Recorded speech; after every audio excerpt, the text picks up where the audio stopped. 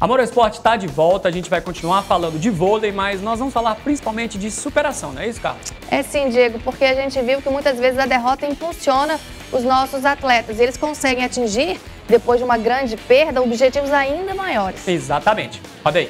Você sabia, Carla, que o vôlei nasceu lá em 1895, justamente um ano antes da primeira edição das Olimpíadas? Sabia, Diego. E foi em Massachusetts. Muito bem, Diego. E foi em Massachusetts. Ó, que lindo. Massachusetts. Nos Estados Unidos. A ideia veio de um pastor que sugeriu ao professor William Morgan a criação de um esporte movimentado, porém menos intenso do que o basquete. O basquete, aquele que você experimentou, né, Diego? Tô craque. Craque nada, mas era uma modalidade recente também naquela época que ganhava fama no mundo. E influenciado pelo tênis, o professor Morgan decidiu colocar uma rede entre as duas equipes, evitando assim o contato físico. Assim fica fácil pra você, tá? O jogo foi batizado de mintonete, mas a movimentação... Repeat, please. Mintonete. Mas a... Mintonete. Mintonete. Tá bom, vamos lá. O jogo foi batizado de mintonete, mas a movimentação e o estilo rapidamente o transformaram em vôlei. Torrente em inglês. Palavra que descreve também o voleio, jogada típica do tênis. Tênis que o Diego diz que tem experiência, hein? No próximo programa a gente vai ver se ele tem experiência mesmo. Você vai ver. Mas você sabia, Diego, que a expansão da modalidade foi tão rápida que hoje a Federação Internacional de Vôlei é a que mais possui países filiados entre todos os esportes, com mais de 200? Ah, tá. Até parece. É verdade, sim. Ah, então tá bom. Esse dado eu confesso que não tinha, Carla. Mas vamos falar sobre as posições dos jogadores. Um dos atletas é o líbero, especializado em defesa e recepção. Olha só, ele não pode ser o capitão, não pode atacar, não pode bloquear, não pode sacar. Não pode nada, coitado, Diego. Não, mas ele pode entrar e sair da quadra quantas vezes o técnico quiser. Ótimo, né? Ele pode sair, às vezes dar uma voltinha, fazer um lanche e volta. Não, tranquilo. tem que ficar na quadra, ele foi lá pra jogar. Tá certo. E tem mais, viu, Diego? O líbero só pode fazer levantamento de toque no fundo da quadra. Se ele estiver pisando na linha de 3 metros ou dentro da área delimitada por ela, o levantamento só poderá ser feito de manchete. Agora me fala correndo o nome de um líbero aí do Brasil. Ixi, esqueci. Que é isso? Serginho! Ah, é mesmo, o craque Serginho, mas ele já aposentou, por isso que eu esqueci. Ué. Pois é, mas ele é top. Então tá bom.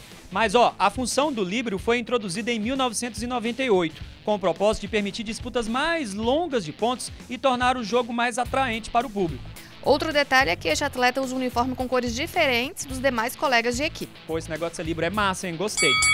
Ó, mas Carla, e como o programa também é sobre superação, topa lembrar alguns fatos marcantes? E eu já começo com uma cena épica, Diego. Quem não se lembra da suíça Gabriele Andersen, que correu a maratona de Los Angeles em 1984? Eu acho que o Diego nem era nascido, era? Não. Pois é, eu tinha 3 anos.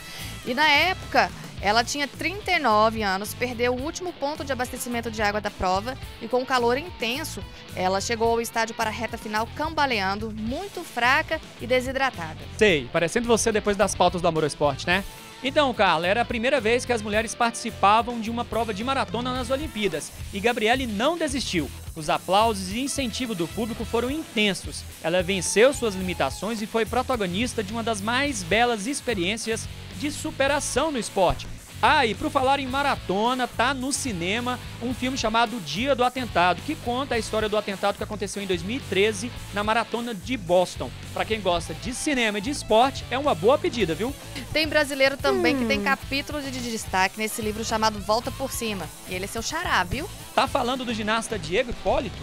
Isso mesmo, e que história de superação. Em 2008, na China, quando era um dos favoritos à medalha de ouro, Diego se desequilibrou e caiu no finalzinho da prova. 4 anos depois, Carla, nas Olimpíadas de Londres, Diego caiu de novo. Parece alguém? Tá parecendo, tá lembrando você, Diego. Pois Com todo é. respeito ao Hipólito, claro, né? Ainda na fase classificatória, ele caiu e nem foi para as finais do solo. E o pior, ainda estava por vir. Pois é, Diego. O ginasta foi demitido do clube onde treinou por quase 20 anos, o Flamengo. E aí é muito ruim falar isso, porque eu sou flamenguista. Mas enfim. E depois ele entrou num estado de depressão. Ele chegou a ser internado e precisou de remédios para conseguir dormir. Mas a superação, como na vida de todos os Diegos, veio em grande estilo, viu? Nas Olimpíadas do Rio, no ano passado, o experiente ginasta de 30 anos fez uma apresentação e, na final do solo, sem erros, conquistou a medalha de prata. Desta vez, ele caiu em pé e direto para o pódio. É, Diego, com esta cena linda e de um brasileiro, não dá para discutir. Você venceu o desafio de hoje. E agora vamos para a agenda da semana, porque tem muito futebol por aí. Exatamente. Essa semana tem Libertadores, Brasileirão e tem jogão de bola aqui em Goiânia. Carla, essa semana o Flamengo volta a enfrentar o Atlético Goianiense aqui em Goiânia, só que dessa vez pela Copa do Brasil. Isso mesmo, Diego. O jogo acontece quarta-feira, às 9h45 da noite, no estádio Serra Dourada. Selemengo arrasando nas terras goianas. E na sexta-feira, a torcida esmeraldina vai poder acompanhar o Goiás, que enfrenta o Brasil de Pelotas no Estádio Olímpico.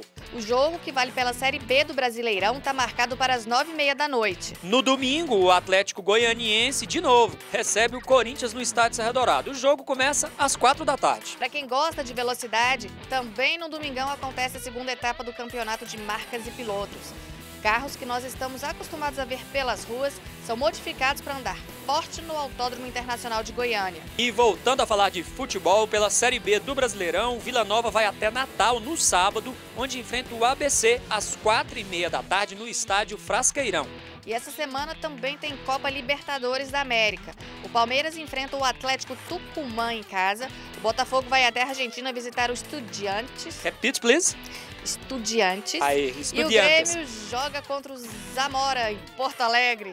Neste domingo tem o grande prêmio de Fórmula 1 mais charmoso da temporada. A largada do GP de Mônaco está marcado para as 9 da manhã. E nos Estados Unidos acontecem as tradicionais 500 milhas de Indianápolis, que esse ano conta com a participação do campeão de Fórmula 1, Fernando Alonso, e conta com a participação no público do meu amigo Léo. Esqueci o sobrenome do Léo, mas ele vai mandar vídeo pra gente, viu, Diego? Ah, que legal então. E também começa neste final de semana o torneio de Roland Garros em Paris. Os maiores tenistas do mundo se reúnem em busca de mais um troféu do Grand Slam. Pode comemorar, porque o que não falta nessa semana é muito esporte. Bom, pessoal, acho que a gente viu que o programa de hoje foi muito mais do que falar de derrotas. A gente falou principalmente sobre histórias de superação. O importante é isso. Depois da derrota, continuar correndo atrás até conseguir alcançar seus objetivos. E é bom que o Diego aprendeu direitinho a lição, até porque no próximo programa, ele que vai praticar a modalidade esportiva e a gente quer ver você se superar, Diego. Deixa comigo, Carla. Me aguarde, viu, pessoal? Mas o programa de hoje fica por aqui. Obrigado pela sua companhia. Tchau, tchau. Comigo. Programa. Desculpa. Já perdeu a voz? Já, programa? também. Todo brasileiro... Em Goiás? Desculpa. Continua ou não? Foi nesse ano, é o Lucas Gil. Plana, gente, quem me vê pessoalmente já vê que eu sou magrinha. E agora vamos pro...